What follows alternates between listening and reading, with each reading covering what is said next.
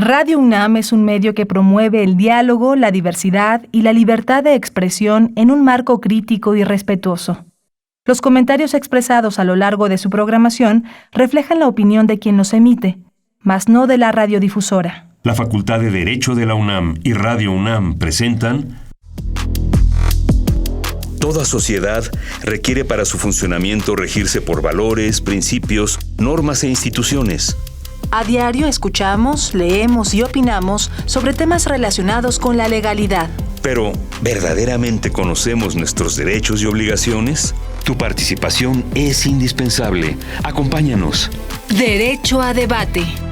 En la cultura de la legalidad participamos todos. Conduce Diego Guerrero. Hola, ¿qué tal? Muy buenas tardes. Bienvenidas, bienvenidos a Derecho a Debate. En la cultura de la legalidad participamos todas y todos. Mi nombre es Diego Guerrero y como cada martes les agradecemos que nos sintonicen por el 96.1 FM. Estás en Radio UNAM. El día de hoy me acompaña en la conducción como conductora invitada Lina Patricia Velázquez Torres, quien es abogada de la Notaría 153, en la que el titular es Jorge Sánchez Cordero, a quien le mando un cariñoso saludo a mi querido maestro Jorge. Lina, bienvenida a Derecho a Debate. Hola Diego, muchas gracias por haberme invitado a este espacio universitario. Un gran saludo a todos tus radioescuchas. Lina, antes de presentar a nuestros invitados, me gustaría que diéramos una introducción. Vamos a hablar el día de hoy sobre testamento y herencia. ¿Qué puede saber nuestro público para empezar a calentar las máquinas sobre este tema? Mira, Diego, es un tema muy interesante, ya que estamos en el mes del testamento. El testamento público es un acto por medio del cual una persona de manera libre dispone de sus bienes y derechos y declara o cumple deberes para después de su muerte. El realizarlo tiene una gran relevancia porque les permite a las personas expresar su voluntad no solo en temas económicos como sería inmuebles, muebles o alhajas, sino en temas cruciales como es la designación del tutor de su hijo. Y por otro lado, la herencia es la sucesión en todos los bienes del difunto y en todos sus derechos y obligaciones como los que no se extinguen por la muerte. Esto significa que al morir una persona, otras personas pueden recibir todo su patrimonio, incluyendo las deudas. Interesante el tema que vamos a abordar. Todas y todos estamos involucrados en este tema, unos previenen esta situación y este mes precisamente tienen que estar muy atentos porque es muy importante que conozcamos en qué consiste un testamento y la herencia. Los invitamos a que nos sigan en las redes sociales, Facebook y Twitter, estamos como Derecho a Debate, y también en Instagram, para que nos sigan y conozcan un poco más de información que también de pronto subimos sobre estos temas a nuestras redes sociales. Y bueno, Lina, ¿quiénes nos acompañan el día de hoy? ¿Quiénes son nuestros invitados? Nuestro primer invitado es el notario Guillermo Escamilla Narváez, presidente del Colegio Nacional de Notariado Mexicano. Querido Guillermo, bienvenido a Derecho a Debate. Me da un enorme gusto, señor notario, señor presidente, de tenerlo aquí en su casa, en la Universidad Nacional Autónoma de México y aquí en Derecho a Debate. El agradecido soy yo, Diego. Me da mucho gusto estar aquí, poder dialogar contigo, con Lina y con mi querido Miguel Ángel. Va a ser realmente un gran debate, un gran diálogo entre amigos y un diálogo entre colegas. Gracias, Guillermo. ¿Y quién es nuestro otro invitado, Lina? Nuestro segundo invitado es el notario Miguel Ángel Beltrán Lara, notario 169 de la Ciudad de México y presidente del Colegio de Profesores de Derecho Civil de la Facultad de Derecho de la UNAM. Bienvenido, querido Miguel Ángel, a tu casa. Bueno, tú eres completamente de esta casa, eres el presidente precisamente del Colegio de Derecho Civil, catedrático de nuestra facultad y con doble cachucha como notario. Bienvenido a Derecho a Debate. Gracias, Diego. Gracias, Lina. Guillermo, te saludo con mucho gusto y saludo a todo nuestro auditorio y agradezco también, desde luego, el apoyo constante del director de la Facultad de Derecho, Raúl Contreras Bustamante.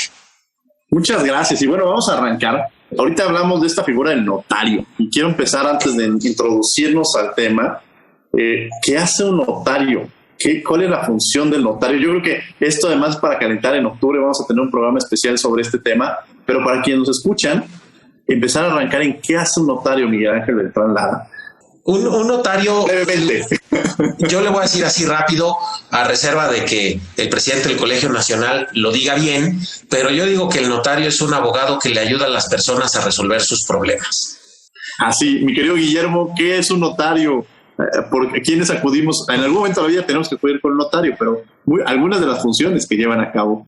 Miguel Ángel lo dijo muy bien. Yo solamente agregaría que actuamos por disposición de ley para darle forma jurídica o texto legal a la voluntad de las personas. Nos toca ponerle el punto final a esa voluntad en términos jurídicos para que ésta sea válida y que pueda ser ejecutable plenamente. Maravilloso. Bueno, pues para quienes nos escuchan, ya empezamos a conocer estas grandes funciones. Yo sí quiero decir que los notarios ocupan una gran labor en la sociedad, realizan una gran labor de darle solución muchas veces a los problemas. Generalmente al abogado, así como de pronto pasa con el odontólogo, con el doctor, tenemos un sentimiento cuando acudimos con ellos de que vamos con un problema, ¿no? De que siempre es, si vas a ir con un abogado es que tienes un problema, o si vas con el odontólogo, o si vas con el médico. No necesariamente, precisamente más que generar problemas nos dan soluciones. Y los notarios, me parece que dentro de la rama jurídica, y me atrevo más bien a afirmarlo, son aquellos que nos dan solución a muchos de los problemas desde que nacemos. Y no me atrevería a decir hasta que morimos, sino hasta después de la muerte. Ellos siguen presentes en todo lo que acontece. Entonces realizan una gran labor.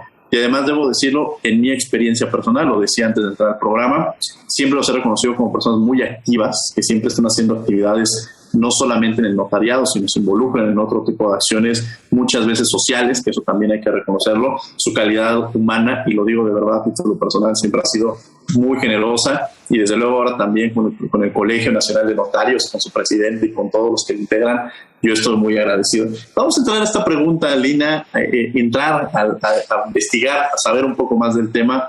Guillermo, me gustaría que nos platicaras qué es un testamento, el tema que vamos a abordar el día de hoy. Bueno, en sí un testamento, ya lo dijo Lina, jurídicamente es el acto que otorgamos de manera personal, es decir, nadie lo puede otorgar por nosotros, solamente nosotros podemos otorgar nuestro testamento. Es un acto que a su vez es revocable porque podemos irlo modificando en la medida que vamos avanzando en nuestra vida, y en la cual podemos incluir y excluir actores en el momento que consideremos, y a la vez es libre.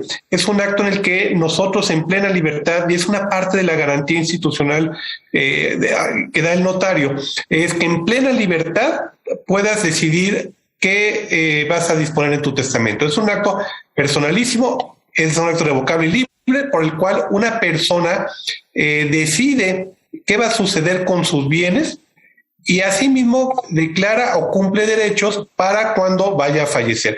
Y es muy importante destacar algo: no dispone de sus bienes y pierde la titularidad de sus bienes en el momento que otorga el testamento. Esto está sujeto a que llegue el momento de su fallecimiento y entonces se verifique cuál de esos bienes o cuáles de esas personas o cuáles de esas obligaciones siguen vigentes para el momento del fallecimiento, y entonces será el que se ejecute. Muchas gracias, Guillermo. La siguiente pregunta, Miguel Ángel, ¿todos podemos realizar un testamento? Absolutamente cualquier persona, porque algunos dirán, bueno, es que yo no tengo lo que se acostumbra, no tengo que heredarle a alguien, ¿no? Entonces, y de pronto si le empiezan a escarbar, detectan que, oye, pues el teléfono que tienes forma parte de tus bienes, la pluma, cualquier cosa, todo, la ropa que traemos forman parte de tus bienes, que en un momento determinado podemos heredar.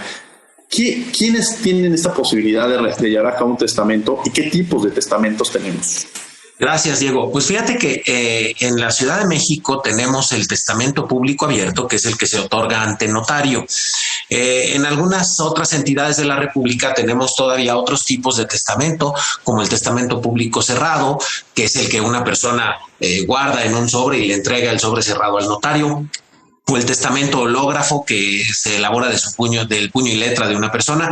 Se puede depositar en el registro público o en el archivo general de notarías, y los testamentos en caso de emergencia como el testamento privado. Ahora, lo cierto es que quizá la forma más segura de testar, bueno, sin duda la forma más segura de testar es mediante el testamento público abierto ante notario, que por regla general lo pueden hacer las personas que han cumplido 16 años. Es decir, no se requiere ser mayor de edad para otorgar testamento. Las personas que han cumplido 16 años pueden otorgar testamento, testamento, siempre y cuando se encuentren libres de cualquier coacción y gocen de buen entendimiento, ¿no? Para eso cuenta mucho la asesoría del notario. El notario, precisamente en la entrevista con la persona, se dará cuenta de si esta persona goza o no de su cabal juicio, puede tomar libremente las decisiones que impliquen a quién le va a dejar sus cosas para cuando él falte, y el notario, atendiendo siempre a la voluntad del testador, elaborará el testamento conforme a los lineamientos que le dicte el interesado. Miguel Ángel, en esta última parte que mencionas, quiero hacerte una pregunta. ¿Qué pasa si de pronto esto que dices que no se encuentra, que tiene alguna enfermedad, o que el notario detecta que efectivamente puede ser manipulado, ¿no? O sea, que los familiares agarran y dicen, es que aquí viene mi padre, mi abuelo, y me quiere dejar todo a mí? Entonces, ¿qué pasa en estos casos? O sea, ¿qué es lo que procede? Bueno, precisamente aquí es donde cobra gran relevancia el quehacer notarial. El testamento no se reduce a un documento de 3 o 4 cuartillas en el que se contienen unas cláusulas donde Juan Pérez dice que sus herederos serán sus hijos Hugo, Paco y Luis, sino que quizá lo más importante del testamento es precisamente esta asesoría que da el notario desde que recibe al cliente en su oficina. Y prácticamente desde que lo vemos entrar, desde que lo saludamos, con quién llegó, quién lo trae, qué me dice, si voltea a ver para todo a la hija que lo trajo, o a veces es la hija o el hijo el que nos dice, cuando le preguntamos al señor, cuéntame qué vino, es que mi papá viene a hacer su testamento porque me va a dejar todo.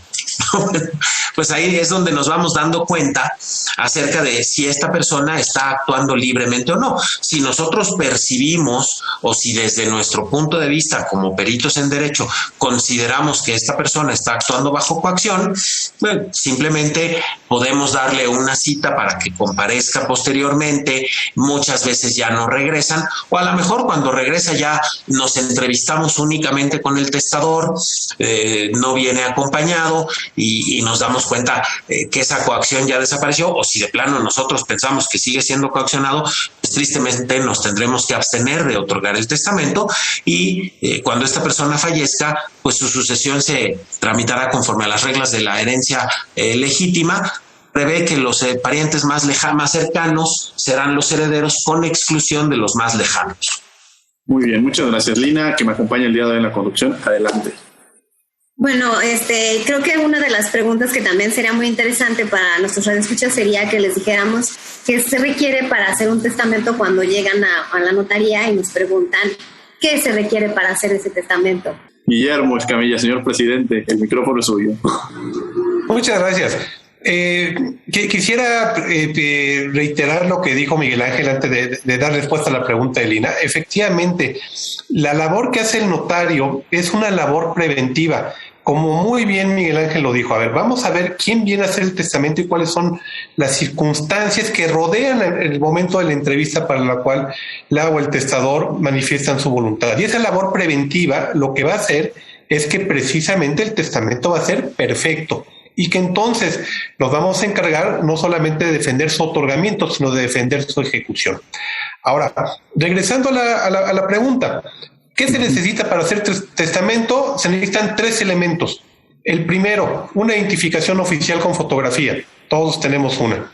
Segundo elemento, bueno, y como bien dijo Miguel Ángel, a partir de los 16 años, ¿no? A partir de los 16 años ya tenemos identificaciones oficiales, un pasaporte, un permiso para manejar, alguno de alguna institución oficial que nos lo otorgue, ¿no? Entonces, una identificación oficial con fotografía, 1 hora de nuestro tiempo para reunirse con la o con el notario, dialogar, ¿no? Que nos digan cuál es su voluntad y que nos permitan interpretarla y redactarla con términos jurídicos, y sobre todo, la más importante, la decisión de otorgar nuestro testamento.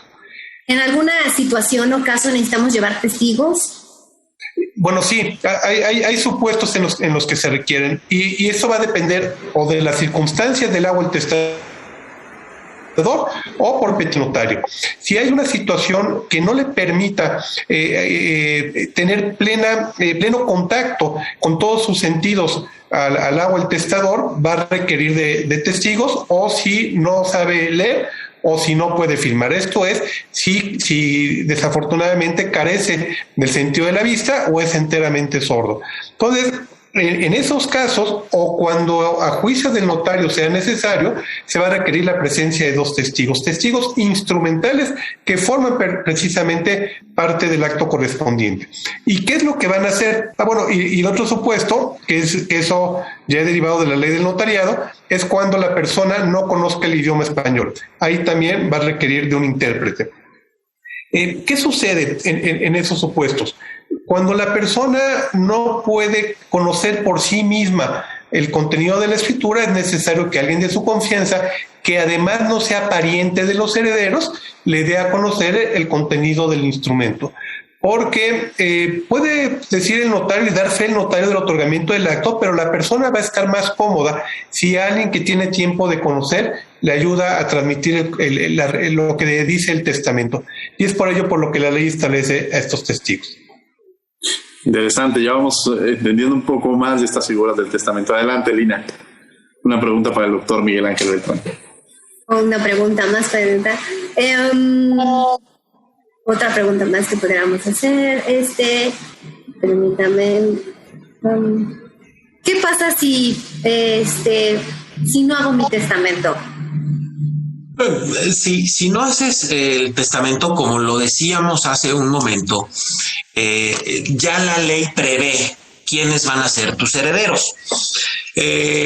Y la ley establece que a falta de testamento, los herederos, quienes se van a quedar con los bienes de la persona que falleció, son sus parientes más cercanos. Es decir, los hijos, el cónyuge, a falta de los hijos será la descendencia de los hijos que hayan fallecido con anterioridad al autor de la sucesión. Si no hay hijos, los hermanos, los sobrinos, los parientes colaterales hasta dentro del 4º grado. Entonces, yo tengo un amigo notario que dice que el testamento sirve más para desheredar que para heredar, porque si yo tengo esposa e hijos, y vamos a pensar que mis hijos son menores de edad o que todavía no los considero con la capacidad suficiente para poder administrar los bienes que yo dejé a mi fallecimiento, pues dejo como heredera en primer lugar a mi esposa, o sea, a su mamá, ¿no? Como única heredera. Es decir, se oye de pronto mal o se oye feo, se siente feo decir desheredar, pero una persona que tenga hijos menores de edad le deja todo a su cónyuge, en el entendido de que el cónyuge, mamá de los niños, va a ser quien cuide de ellos, quien vea que esos bienes se protejan, que ese patrimonio se proteja para el cuidado de los niños. Entonces, pues no hay como la facultad de poder decidir quién se va a quedar con mis bienes. Si bien la ley establece, repito, que serán los parientes más cercanos, mejor que yo lo diga, mejor que yo diga quién y qué bienes se van a quedar para cada uno de los hijos o de los parientes o de los no parientes, porque a través del testamento una persona puede dejar bienes no solo a sus parientes, sino a amigos, a personas cercanas, a personas con quien esté muy agradecido, etcétera. Se podría decir que es más bien poder plasmar la voluntad de la persona, ¿no? Desde luego, el patrimonio que tanto trabajo me costó hacer durante mi vida y que es lo que no me voy a llevar a la muerte. Ya decían que Alejandro Magno, cuando murió, pidió que lo enterraran con las manos afuera y que se vieran sus manos para que vieran que no se llevaba nada a su tumba. Entonces, eso que una persona hizo con tanto esfuerzo, pues que esa persona tenga la facultad y la posibilidad de decidir quién se va a quedar con esos bienes. Es la gran maravilla de poder hacer el testamento. ¿Y qué conflictos surgen, Guillermo? ¿Qué conflictos llegan a surgir para aquellos que no hacen su testamento? Porque ya Miguel Ángel nos dice, bueno, es esta voluntad de determinar este patrimonio que vamos construyendo, determinar a quién se lo otorga. De pronto a mí me llama la atención que justamente a pesar de que haya un testamento, puede llegar a haber conflictos. Entonces, ¿qué beneficios de alguna manera o qué conflictos nos protege de alguna manera la posibilidad de tener un testamento? Bueno, en sí el testamento primero nos quita un conflicto con nosotros mismos cuando otorgamos el testamento, ¿no? Porque ya nos da tranquilidad en cuanto a que tomamos por lo pronto una decisión de acuerdo a las circunstancias del momento en que lo otorgamos. Un dato, el 5% de la población del país ha otorgado un testamento. Estamos hablando de un 95% de intestados, ¿no? Estamos hablando de 90 millones de personas al día de hoy que teniendo edad para testar no lo han hecho. Ahora, ¿qué conflictos se pueden dar con o sin testamento? En el momento del fallecimiento de una persona, siempre hay un sentimiento de pérdida. Y lo manifestamos de distintas maneras. Hay quienes lloramos, hay quienes nos quedamos serios, hay quienes gritamos, hay quienes invocamos a un poder superior y le reclamamos, ¿no? Pero hay quienes nos peleamos con el hermano porque me quitó la Tootsie Pop cuando tenía 12 años. Y entonces en ese momento, ante mi impotencia porque mi ser querido falleció, nos sale lo de la paleta, ¿no? Y entonces empezamos a reclamar y traemos conflictos anteriores para ese momento. Y es ahí cuando un documento que manifiesta con toda claridad la voluntad de una persona, la decisión de una persona, surge como un medio de consulta para que no haya no, es que a mí me dejó el coche, no, es que a mí me dejó la cama, es que la cuenta de banco a mí me la dejó, es que la casa me había dicho que era para mí. Es decir, es un acto en el cual nosotros decidimos y ejercemos nuestro mayor demostración del poder de dominio en relación a las propiedades que tenemos. Es decir, ese derecho real de propiedad tiene una manifestación incluso posterior a nuestro fallecimiento, ya que nos permite determinar a quién se las queremos entregar. Y entonces ese documento va a ayudar a que el conflicto de duda se pueda resolver. Pero por otro lado también con conflicto o sin conflicto, el testamento se va a cumplir. Y hemos escuchado historias de artistas, de personajes de la historia, que ha habido controversia por sus herencias, y en todos los casos, ustedes pueden revisar, el testamento se ha cumplido.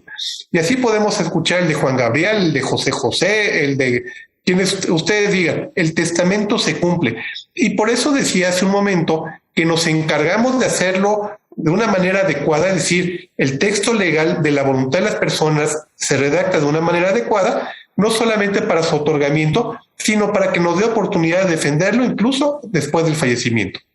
Es decir, es la gran aspirina para esos dolores de cabeza que son las herencias.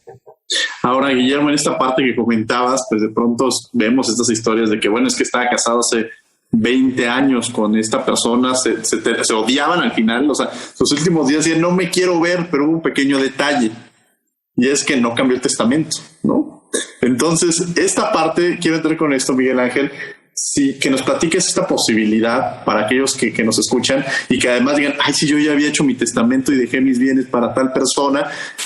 ¿Cómo se cambia el testamento? Si se puede, bueno, cambiar el testamento ya es un acto que ya queda plasmado. Entonces, los cambios que se puedan venir generando, porque en la vida vamos cambiando, los cariños van cambiando, ¿no? La que antes era el amor de mi vida, ahora la señora esa, ¿no? Entonces... ¿Qué tema tan interesante has tocado, Diego? Porque efectivamente una de las características del testamento es que es revocable. ¿Qué quiere decir esto? Que la persona que hizo el testamento lo puede cambiar cuando y cuantas veces quiera. Ya decía Guillermo hace un momentito que el testamento va a surtir efectos para cuando yo muera. Es decir, mientras yo viva, yo seguiré siendo dueño de mis cosas y yo decido qué hago con ellas.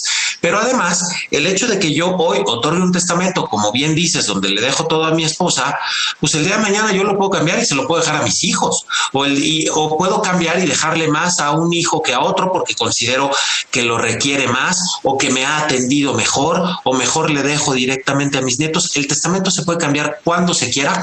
¿Cómo? Haciendo uno nuevo. Esto es muy importante.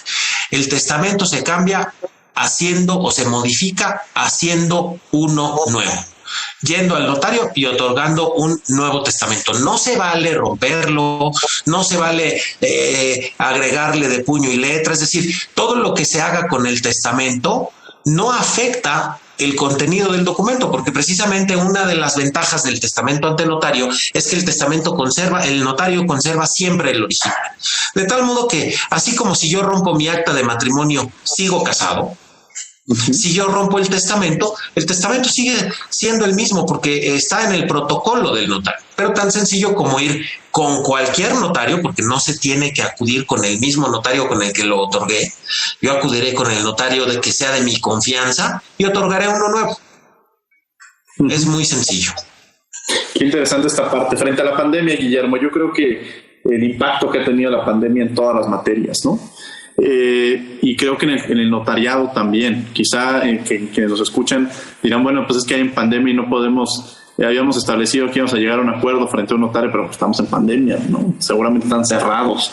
O que de pronto todos estos escenarios que se nos presentan, ¿cómo ha impactado la pandemia frente a las acciones o frente a lo que es actividades que realizan en el notariado mexicano, ¿no? Me gustaría que nos ayudaras un poco con esta duda que a veces surge.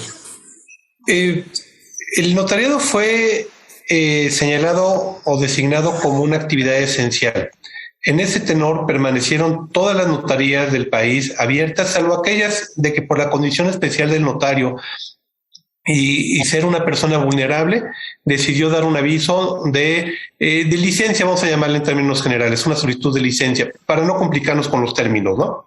Y lo que hicimos en las notarías, como se hizo en la Facultad de Derecho y como se hizo en muchas actividades, fue adaptarnos, ¿no? Ahorita en el Zoom, yo no lo conocía. Deja tú que no lo conocía el año pasado. Yo no lo conocía el 10 de marzo. Yo me enteré de esto después del 19 de marzo, 20 de marzo, por ahí. Entonces nos hemos adaptado y somos cuidadosos con las personas a quienes tenemos el gusto de atender, cuidadosos con nuestro personal y cuidadosos con nosotros mismos. Y sobre todo cuidadosos en seguir brindando un servicio que es necesario, imprescindible que se otorgue, no solamente por cuestiones de seguridad jurídica, también por fuente de ingresos para los municipios y para los estados. Y quiero tocar un punto relacionado con los testamentos y que tiene que ver también con la pandemia. Por el testamento también es posible que se haga la designación de tutores y de curadores. El tutor es la persona que, a falta de ambos padres, se va a encargar de continuar cuidando a la persona y el patrimonio de los menores de edad. El curador va a ser su vigilante. ¿Y por qué toma relevancia esto en el caso del testamento y la pandemia? Hace un par de semanas leí que, derivado del COVID-19 y algunas otras circunstancias que se presentan en nuestro país, casi 900,000 niños han quedado en la orfandad en los últimos 18 meses. De esos 900,000 niños, no tienen, en la gran mayoría de los casos, no quiero decir que en la totalidad, porque no me consta, pero en la gran mayoría de los casos no hay un tutor o una tutriz designada. Y entonces va a ser el Poder Judicial quien va a hacer esa designación, que pueden ser personas de primaria, pero no son personas que hayan decidido la madre o el padre que sean las ideales para sus hijos. Y eso lo podemos prevenir con el testamento. Ahorita hay 900,000 niños más que necesitan que alguien los tome de la mano. Y no solamente que los tome de la mano para llevarlos a la escuela, que los tome de la mano en la vida y que les demuestre afecto. Qué impresionante también esto que mencionas y la importancia que tiene el tema que estamos abordando el día de hoy. Lina, Patricia, que me acompaña el día de hoy en la conducción. Adelante, Lina. ¿Nos podrá decir también qué condiciones podemos poner en los testamentos? Porque luego vemos a veces en las películas o en las telenovelas que ponen ciertas condiciones en los testamentos que pues a veces no son realmente las que se pueden poner, ¿no? Entonces, ¿qué condiciones podemos poner en los testamentos? Y Miguel Ángel, si quieres empezamos contigo para dar Gracias Lina, gracias Diego. Pues el testador es libre de establecer las condiciones que quiera. Yo creo que aquí habría que cuenta mucho nuevamente la asesoría del notario en este sentido. Hay que establecer algunas reglas generales. Primero, las condiciones imposibles anulan el nombramiento de heredero. Es decir, si yo establezco como heredera a Lina Patricia Velázquez Torres con la condición de que me traiga un pedazo del sol, es tanto como decir que no la quiero nombrar heredera. Entonces, las condiciones imposibles anulan la institución. Las condiciones ilícitas se tienen por no puestas. Yo creo que aquí hay que asesorar muy bien al testador para explicarle cuál va a ser el resultado de establecer estas condiciones. Cito un ejemplo y dejo que conteste el licenciado Guillermo Escamilla. Si yo, por ejemplo, nombro como herederos a mis hijos, sujeto a la condición de que obtengan un título universitario, primero, ¿es lo mismo un título de cualquier universidad? Yo creo que no. ¿Es lo mismo un título de cualquier carrera? Yo creo que no. ¿Qué pasa si mis hijos o uno de ellos es muy trabajador, muy responsable, pero no quiso estudiar ninguna carrera universitaria? Se desarrolló muy exitosamente en otro ámbito. Habrá que explicarle al testador cuáles son las consecuencias a futuro de establecer estas condiciones. Pero salvo estas breves reglas que les he comentado, puede establecer las condiciones que quiera. Wow, Guillermo, entro con esta misma pregunta que ibas a profundizar y también estas experiencias que llegan a surgir, ¿no? Yo agregaría un par más a las que muy bien ha señalado Miguel Ángel. Y es muy frecuente el caso que nos digan, oye, yo a mi hija la adoro, pero va a llegar un Guillermo Escamilla y no quiero que se quede con todo mi trabajo de toda mi vida. Y entonces va a ser heredera siempre y cuando no se case. Entonces, esa condición de lo que dice el Código Civil, tomar o dejar de tomar estado, casarse o no casarse, se tiene por no puesta. Es decir, de nada sirve poner esa condición si está en el testamento porque no se va a aplicar. Y hay otra condición adicionalmente que tampoco podemos señalar en los testamentos, que es las disposiciones fiduciarias. Esto es, a manera de ejemplo, señalar en el testamento a una persona bajo la condición que otorga el testamento a favor de otra persona que a su vez, es decir, esas condiciones en la herencia. Puede, sin embargo, dejarse el usufructo a una persona y la nuda propiedad a otra de manera de que se consolide la propiedad, pero esa es otra circunstancia. Y efectivamente hay ciertas condiciones que, como muy bien señala Miguel Ángel, implican el preguntarle a la persona que va a testar, bueno, ¿qué es lo que usted busca? No, es que a mí me gustaría que esto sucediera bajo tales circunstancias. Oiga, estas son las alternativas que pudieran funcionarle y que jurídicamente sean viables para lo que usted está buscando. Hay que respetar esa decisión, pero hay que también, sin suplir la voluntad, decir la consecuencia de señalar algo en el testamento. Y por último, algo que también es muy frecuente es que nos digan, no, es que yo no quiero que mi hijo reciba la herencia a los 18 años. Quiero que la tenga a los 40. Oiga, pues está a todo dar, entonces es necesario nombrar un ejecutor especial que se quede con el aseguramiento de los bienes, por llamarle de alguna manera, y va a tener que otorgar una fianza y va a tener que ser responsable durante quién sabe cuántos años. Eso no le va a quitar la calidad de heredero. Heredero una vez, siempre heredero, pero va a tener que garantizar la entrega de ese bien. Y la pregunta es, ¿y si usted quiere beneficiar a esa persona, por qué se la deja hasta los 40? Quizá cuando tiene 20, 25, 30, que esté en ese proceso de vida complejo, es cuando más va a requerir esos recursos. Pero son decisiones que cada familia es distinta, cada persona es distinta, cada testamento es distinto. Y por eso, como muy bien decía Miguel Ángel, el notario se encarga de solucionar problemas en el momento y para más adelante. Claro, esta parte de que pues toda esta labor que realizan los notarios y la importancia que tiene en la sociedad frente a todo lo que acontece, ¿no? Y yo creo que podríamos escribir hasta un libro de anécdotas de las cosas que les han pasado, ¿no? Sin poner nombre, yo creo que tendríamos muchas anécdotas. ¿Alguna, Miguel Ángel, que nos quieras platicar poniendo casos hipotéticos o de alguno que nos quieras contar de alguna experiencia que incluso el público se ha identificado? Mira, justo ahorita que hablábamos de las condiciones, a mí me tocó hace muchos años una señora que tenía 3 hijos. Uno de los hijos era la oveja negra de la familia, bebedor, no trabajaba, desobligado, irresponsable. Tenía a su vez un hijo. Este hijo oveja negra tenía un hijo, es decir, nieto de la testadora, que no vivía con el papá, vivía con la mamá porque el papá se había divorciado de la esposa. Entonces, la señora me decía que ella quería nombrar como herederos a sus 2 hijos, buenos, entre comillas, que no quería nombrar heredero al hijo irresponsable, pero que al nieto le quería dejar la renta de un departamento para que pagara sus estudios universitarios mientras estudiara en la universidad. Entonces yo le decía, pues va a entrar a alguna universidad en donde pueda pasarse 10 años y nadie le diga nada, o va a estudiar cualquier carrera, ¿no? A lo mejor va a estudiar alguna de estas carreras nuevas que no requieren mucho esfuerzo, qué sé yo. Y la señora me decía, se enojaba conmigo y me decía, no, licenciado, a ver, póngale que quiero que estudie una carrera decente. ¿Y como qué carrera es una carrera decente, señora? Y me decía, tiene que ser abogado, médico o contador. No, bueno, ¿y quién le dijo a usted que esa es una carrera decente, no? Pues así póngale. Y póngale que tiene que estudiar durante 5 años y que tiene que tener promedio arriba de 9. Entonces, ¿y quién va a vigilar todo esto? Pues mi hijo, que va a ser el otro hijo, que va a ser albacea.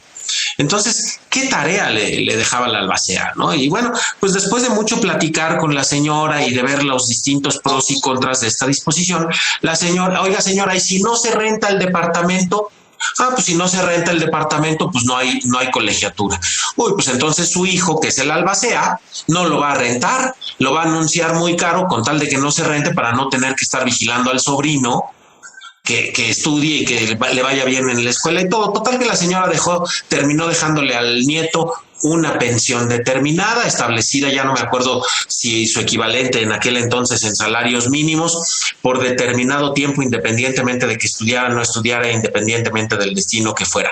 Y aquí es bien importante comentar algo que yo también siempre les digo a mis clientes. El testamento sirve para que usted diga quién quiere que se quede con sus cosas cuando usted falte, no para que les controle la vida, porque además eso no se puede.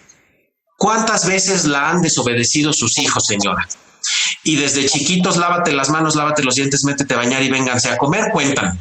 No, pues 90% de las veces me han desobedecido. ¿Usted cree que si no les pudo controlar la vida viva, se las va a poder controlar muerta? Pues no. ¿Cuántas veces le dijo a su hija, no andes con aquel?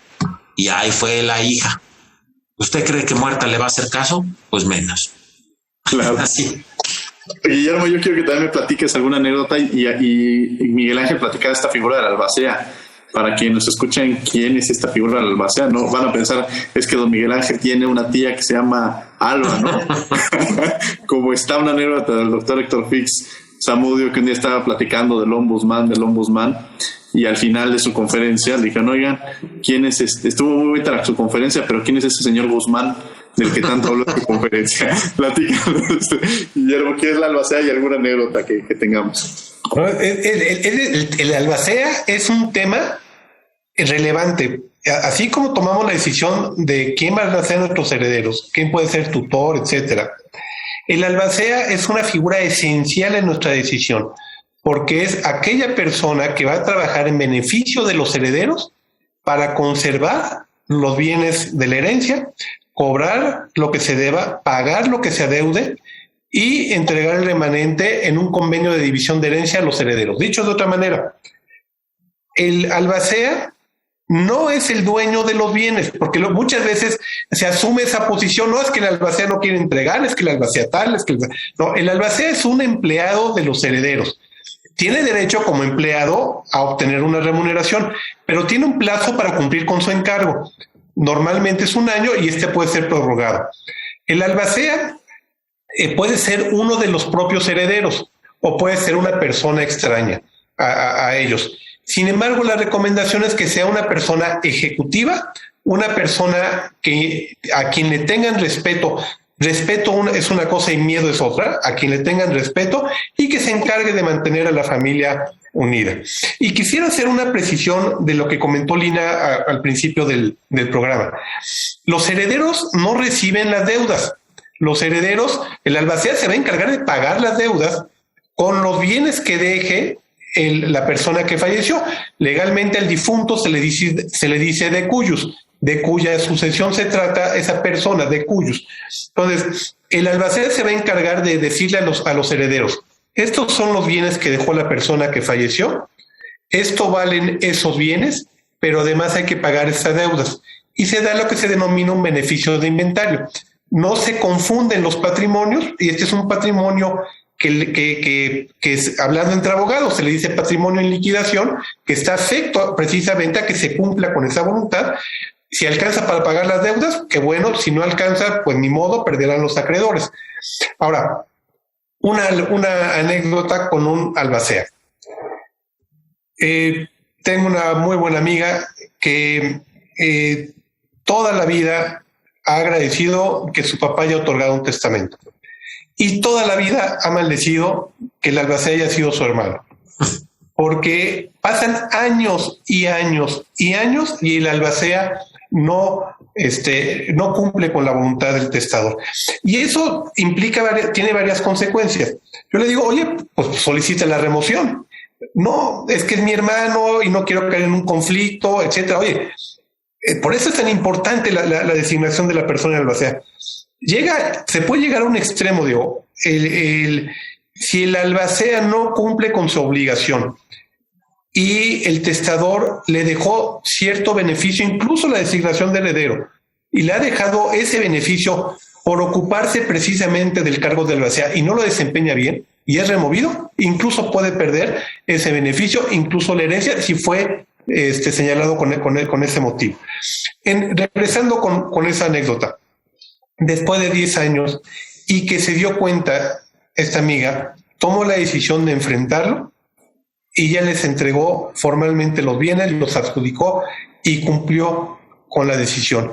Y mientras tanto estaba usando un departamento en no sé dónde, yo estaba usando otra casa en no sé dónde, y haciendo números, las rentas que perdieron fueron innumerables, porque el albacea se sintió dueño de los bienes en menoscabo de los herederos. Y eso que quería evitar esta amiga, de que rompiera con él, que lastimara a la familia, se dio por todo el abuso de esta persona, porque no era la persona idónea para llevar el albaceado en ese caso en concreto. Tenemos aquí varias preguntas que además está haciendo llegar el productor. Nos dice, ¿qué pasa cuando el heredero no se le puede notificar de la lectura o la herencia que puede recibir, o hasta dónde llega la responsabilidad del notario en caso de que el heredero no sea localizado fácilmente? Y me dice, entonces es mentira que las personas ya fallecidas se libran de las deudas, que a veces se escucha mucho esta condición, ¿no? Con quien quiera responder la pregunta. A ver, yo contesto lo de si la persona fallecida se libera de la deuda, pues sí, porque ya se murió, ya no le podemos cobrar al que murió. Las deudas que haya dejado esta persona pasan a los herederos, pero se pagan, como lo decía el licenciado Escamilla hace un momentito, con los bienes que dejó la persona que murió. Es decir, si mi abuelo era insolvente y dejó muchas deudas y a mí me dejó heredero, pues me dejó heredero de nada, pero yo no tengo que desembolsar dinero para pagar las deudas de mi abuelo, porque las deudas se pagan con el importe de los bienes de la persona que falleció. Por eso, ustedes sabrán que cuando se contrata un crédito hipotecario, cuando se contrata una tarjeta de crédito en una tienda departamental, etcétera, mucho de lo que se paga de comisiones forma parte de un seguro de vida, porque si el tarjetaviente o el deudor del banco fallece, es el seguro el que cubre la deuda, precisamente previendo que la persona que falleció no haya dejado bienes suficientes para pagar esta deuda. ¿No? Eso sería. Ahora, en cuanto al heredero que no se encuentra, pues vamos a dejar que Memo lo conteste y luego les cuento una anécdota de eso. A ver, la pregunta, muchas gracias, Miguel Ángel. La pregunta iniciaba, ¿qué pasa con el heredero que no se le localiza para la lectura del testamento? Esa lectura del testamento no es como lo veíamos en las películas, telenovelas, en aquellas de Joaquín Pardavé, que llegaban y estaban todos sentados y llegaba el notario o el abogado y les leía el testamento.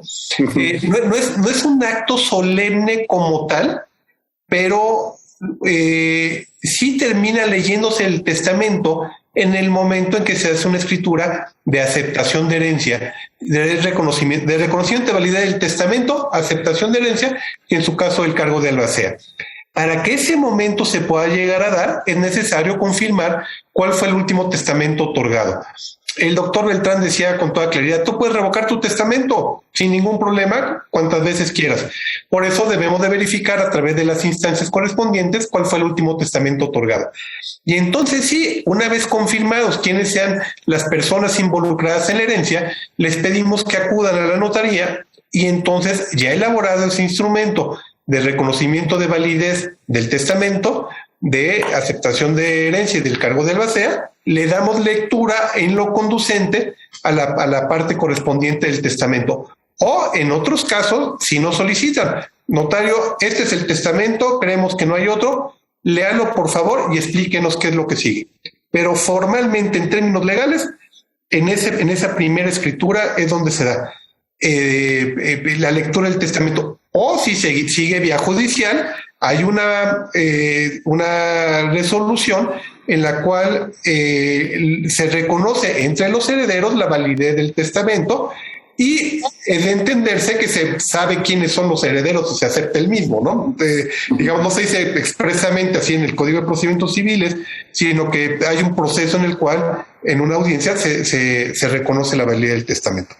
Ahora, el notario, si sabe del fallecimiento de una persona que otorgó ante su fe el testamento y sabe del paradero del albacea y los herederos, tiene obligación de notificarle, ¿no?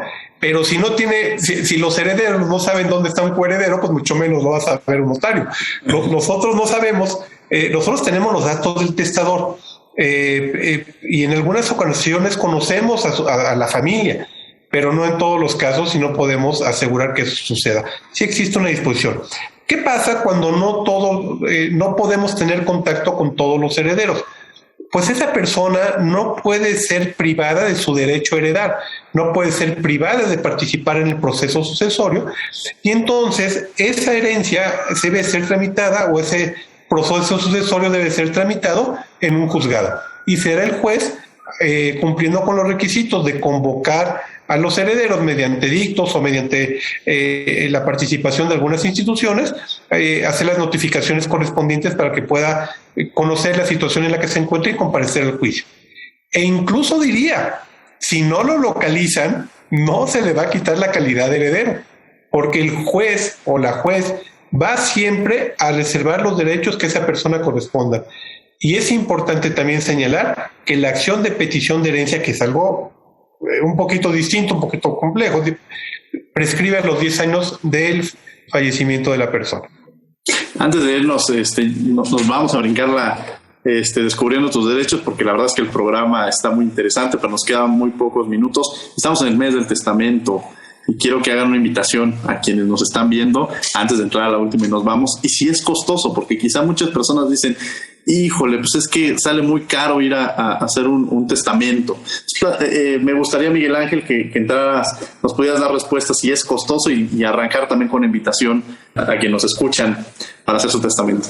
No es costoso, es muy sencillo, pero creo que esta invitación sí corresponde y la información general sí corresponde hacerla pues a nuestro presidente nacional, al presidente del Colegio Nacional del Notariado, Guillermo. Pues tú tienes mucho más elementos para hacer esta invitación. Muchas gracias. Los tenemos ambos, la verdad. Te agradezco mucho la deferencia. Septiembre, el mes del testamento, cumple 19 años. Y el testamento cada día, septiembre como que se está transformando del mes patrio al mes del testamento. Ya todo el mundo lo tenemos y lo sabemos, ¿no? Y ya si los notarios a nivel nacional reducen al menos en un 50% el costo de sus honorarios. En particular, este año renovamos un convenio con la Secretaría de Gobernación y el personal de las Fuerzas Armadas de Seguridad, así como el personal de salud que se encuentra en la primera línea de batalla. Los testamentos serán sin honorario alguno. No es regalarles el testamento, es retribuirles el que pongan todos los días en riesgo su vida para protegerla de nosotros. Y este es un acto que se hace a nivel nacional por las y los notarios del país. Es una manera de decirles gracias. Pero de manera adicional, en todo el país, al menos en un 50% de reducción en los costos ordinarios de un testamento. No hay documento jurídico más barato y más seguro que un testamento. No lo hay. No lo busquemos porque no lo hay. El más barato y más seguro es el testamento. Y quiero agregar lo siguiente para el caso de la Ciudad de México. Además de septiembre, mes del testamento, hay otras campañas en las que participa el Notario de la Ciudad de México. Hay un testamento para las personas mayores y el costo del testamento, incluyendo el pago de derechos que tenemos que hacer al gobierno de la ciudad y el pago del IVA, es de 550 pesos. cualquier persona mayor de 65 años puede acudir con una notaria o un notario de la Ciudad de México, y ese va a ser el costo de su testamento. Y agrego algo adicional. Si se otorga un testamento ante un notario de la Ciudad de México, la herencia puede ser tramitada por una notaria o un notario de Tijuana o de Mérida. Y lo mismo sucederá al revés. Un testamento otorgado en la Blanca Mérida, en Tijuana o en Veracruz, puede ser tramitado ante un notario de la Ciudad de México o de cualquier otra parte de la República, porque hay una serie de instituciones que refuerzan precisamente la validez de cuál es el último testamento otorgado. La última y nos vamos. La última y nos vamos. Arrancamos con Miguel Ángel Beltrán, con algo con lo que quiera cerrar, algún mensaje para quienes nos escuchen. La verdad es que se ha pasado muy rápido el programa y qué bueno que para octubre tendremos una segunda parte para seguir abordando estos temas. Yo agradezco mucho estos foros en donde me gusta recalcar el hecho de que es muy fácil acercarse al notario, de que en toda la República Mexicana, hoy por hoy, con las herramientas del internet, de los teléfonos, es muy fácil ubicar donde hay una notaría y es muy fácil poder acceder a la atención del notario. Hay todavía mucha gente que piensa que es muy difícil o muy caro ir al notario, que tengo que cumplir con ciertos requisitos para que me dejen entrar a la notaría. No es cierto, es facilísimo, a veces es mucho más fácil hacer un testamento que obtener una identificación oficial, y es muy fácil acceder al notario. No le tengan miedo, no le tengan ese resquemor que puede hacer que es muy difícil, que es muy caro, que solo reciben a determinadas personas. No, el acceso al servicio notarial en este país es igualitario, es democrático, hay mucha tolerancia. Los notarios estamos abiertos a recibir a personas de todas las edades, de todas las culturas, de todas las religiones. Por favor, acérquense a su notario, que les va a ayudar a hacer un testamento o cualquier acto jurídico que requieran con la mejor calidad y con la mejor asesoría. La última y nos vamos. Guillermo Escamilla, presidente del Colegio Nacional de Notarios. Pues agradecerte, Diego, agradecerle a Lina, a mi querido Miguel Ángel, agradecerle la oportunidad de no debatir, sino de que estamos sumando ideas, y sobre todo el gran trabajo que hace en el gremio, en la coordinación que está haciendo ahorita en el diplomado que tenemos con la Facultad de Derecho. Muchísimas gracias, Miguel Ángel. Y solamente agregaría, quienes nos estén escuchando, pregúntense, ¿tengo o no tengo testamento? Y esa pregunta háganla en sus casas. Van a ver, como bien dijo Miguel Ángel, pueden llegar a cualquier notaría para ser atendidos. En la Ciudad de México, el servicio notarial es una garantía constitucional conforme lo dispone la Constitución de la Ciudad de México.